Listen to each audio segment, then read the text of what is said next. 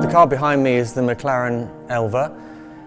To understand what the Elva is all about, it's worth briefly talking a little bit about the aerodynamic history of our Ultimate Series cars.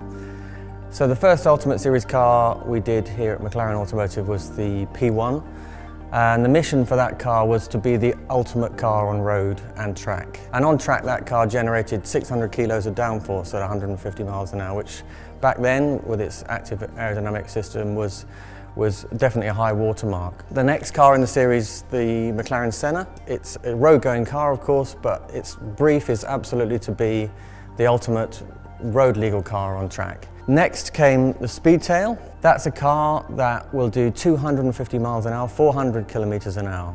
That means achieving very, very efficient aerodynamics, which means low drag coefficient. The McLaren Elva, it's a car, the concept of which is just for the pure pleasure and exhilaration of driving. When we talk about pleasure and exhilaration, and exposure in this case, that meant stripping the car of absolutely everything, including the windscreen.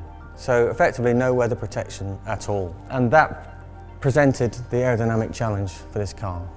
The idea for this car in terms of the aerodynamics was, with absolutely nothing between you and the wind coming at you, would it be possible to create a virtual canopy?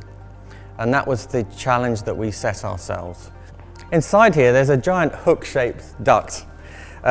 Air is channeled in the front of the car, which is the area where the highest pressure, obviously, as the car's pushing its way through the air. This air is all ducted and channeled through the center of the car and is turned through 120 degrees and actually exits the top surface in this direction. So it is fired out of here at very, very high velocity.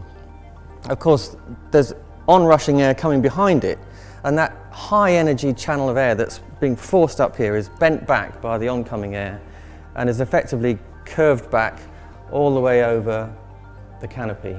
If you're sitting in the car with the system deployed at, let's say, 100 kilometers an hour or 120 kilometers an hour, you can sit here in relative calm. Your hair, if you have hair, is unruffled. And if you put your hand above your head, there's a certain point where you transition, and it's just literally like sticking your hand out of the car window at that speed. It's as dramatic as that. The system is actually boosted in terms of its performance by a gurney, which is here. This actually rises as a function of speed. When you start going faster and faster, the gurney rises. And the whole system can be switched off from inside the car. There's an internal flap that shuts the whole duct off.